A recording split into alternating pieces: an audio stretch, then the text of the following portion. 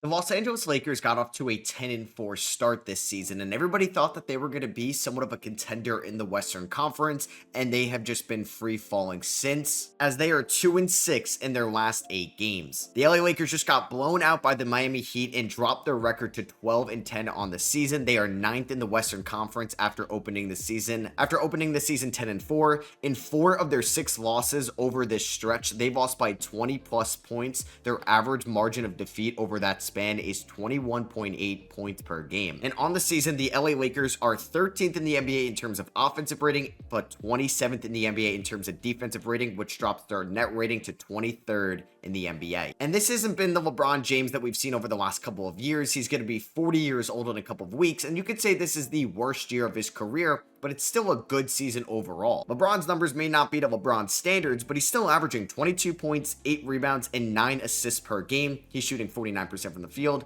34% from 3, which is down 7% from what it was last year at 41%. He's shooting 75% from the line, and he's averaging almost a career high 4.1 turnovers per night. I know he's not giving 100% on the defensive end of the floor either, but the Lakers can't waste what could be LeBron's final good year in the NBA. They lost 134-93 against the Miami Heat, and the Lakers' bottom 10 defense has been the issue for most of the season, but more recently, it's been their offense that's costing them games. The other night, LeBron James had his worst offensive performance of the season. He had a season low 10 points on 4 of 16 shooting. He had 6 turnovers and was one of the main reasons why the LA Lakers got blown out 109-80 against the Minnesota Timberwolves last Monday. And their offense wasn't much better in their most recent loss against the Miami Heat on the road in South Beach. They got blown out 134-93. Anthony Davis has also been struggling over his last 7 games, more so on the offensive end of the floor, because over the last 7 games, he's averaging 18 points, way down from what his MVP caliber standards were at the beginning of the year, and he's shooting just 43% from the field and 15% from 3. And in that Miami Heat game was the 3rd time the Lakers were outscored by over 20 points in the second half, with the 3rd quarter in particular being the low point. They were outscored by 22 points in the 3rd quarter on November 23rd against the Denver Nuggets in LA,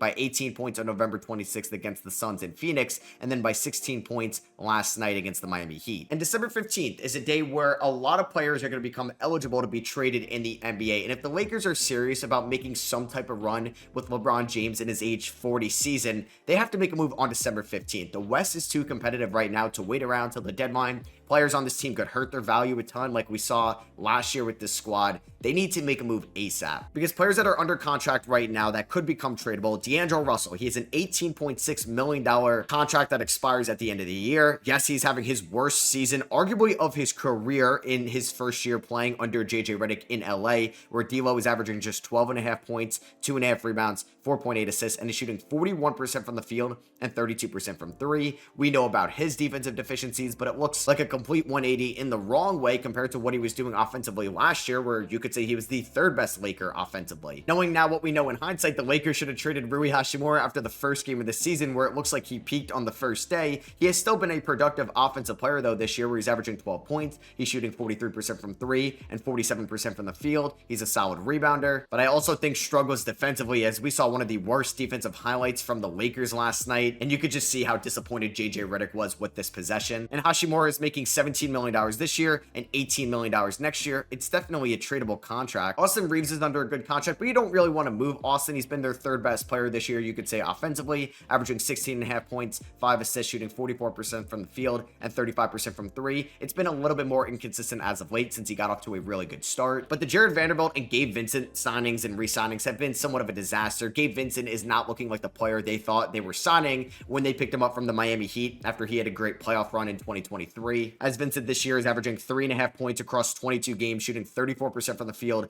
and 23% from 3. Yeah, he's a fine defender, but that is just not going to get it done offensively. And he's making $11 million this year and $11.5 million next year. Jared Vanderbilt, who's under contract for the next 4 years from $10 million to $13.5 million in 2028, has yet to play a single game for the Lakers this year. He experienced fluid in his left knee recently during his rehab, and he's now targeting a early January for a return. He hasn't played at all this year, only appeared in 29 games for the Lakers last year. They re-signed Max Christie in the offseason to a 4-year extension, and he's not having the offensive season that the Lakers would have hoped for. They already declined Jalen Hood-Schifino's rookie team option going forward, so he's going to be off the team at the end of the year. Dalton Knecht has been one of the best, and you could say the second best rookie this year behind Jared McCain. He has his defensive issues as well. I do like his offensive talent a ton, but the Lakers desperately need to trade for some defense. And every single year, we say the same thing about this team, and they've gone through so many head coaches over the last few years, from Frank Vogel to Darvin Ham to now JJ Redick, who people want to talk about. But the thing that is staying the same is the Lakers thinking they can contend with this version of the roster around Anthony Davis and LeBron James. It's just not going to happen. The West is too good. The NBA has caught up around them since their 2020 championship victory, and it's not JJ Redick's fault. It's Rob Pelinka and this front office realizing that LeBron James isn't the LeBron James of old. He's not going to carry you throughout the regular season to get you a good playoff seeding and then carry you once again in the playoffs. You're asking way too much out of someone that's going to be 40 years old this month. And the Lakers draft pick situation is a little bit iffy. They don't own their pick whatsoever this year. It's going to be going to the Atlanta Hawks. They do own their first round pick next year, but they can't trade it because of the Stepien rule. Their 2027 pick is top 4 protected from the Russell Westbrook salary dump, which was a disaster in its own right. And they can't move the 2028 pick because of that protection in 2027. So they can move their 2029 first, their 2030 first, or their 2031 first. And if they want to move multiple of those first, they have to move 2029 and 2031. LeBron James isn't going to be in the league by then. I know he's really mastering the levels of longevity, but he's going to be out of the league in 2029. I can guarantee that. Who knows what version of Anthony Davis is going to be when he has even more mileage on his body in 2029. So it's very risky to think about trading those first round picks when you can end up as one of the worst teams in the league by then. But then you can also realize you're the LA Lakers. You can be an attractive destination for free agents. You could hopefully continue to draft better players like you did with Dalton Knecht this year compared to what you did last year with Jalen Hood-Schifino. And there's going to be plenty of role players that could fit this roster perfectly on the trade market this year. You could talk about Dorian Finney-Smith in Brooklyn, Cam Johnson, and Dennis Schroeder over there as well, who are all playing really well. Jonas Valanciunas shouldn't cost much from the Washington Wizards. Same with Malcolm Brogdon or Kyle Kuzma over there. Is Marcus Smart available? How about the Chicago Bulls and Nikola Vucevic, Lonzo Ball, Zach LaVine? What about the Pelicans? Are they going to be trading any of their big names, including Brandon Ingram, who is a free agent at the end of the year? And I love the idea of them adding Brandon Ingram, and I think for what it costs and what he can give you, it's probably worth it, because then you could think about an Anthony Davis, Brandon Ingram duo in the post-LeBron era.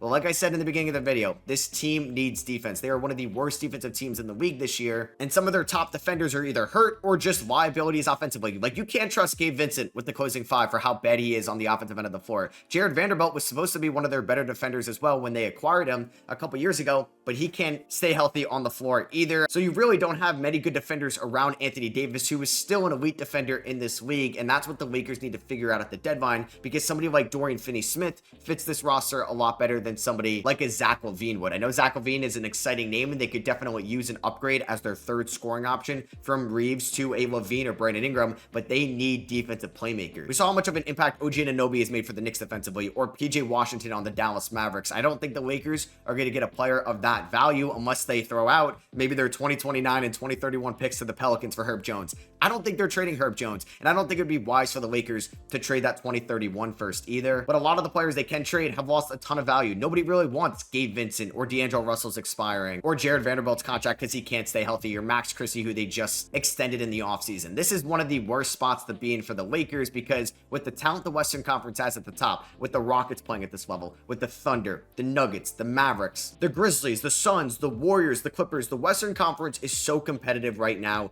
and I don't think this Lakers team is good enough to win a single playoff series. I don't think they're good enough to be a top 6 seed in the Western Conference either, and unless they get lucky with injuries, the play-in tournament could not treat them right this year, and they could have a very disappointing exit to the end of the 2025 season, which could be LeBron's last good year in the league, and a year they don't own their draft pick into a very talented 2025 draft. So that's gonna be it for me. Hope you guys did enjoy. Let me know what you think the Lakers should do this year on December 15th or at the trade deadline. Should they think about blowing this team up, or what role players could they realistically trade for to maximize their window this year? Because it's going to be a tough ask for Rob Pelinka and this Lakers front office. Hit that subscribe button if you're not already. I'll catch you guys in the next one. Peace.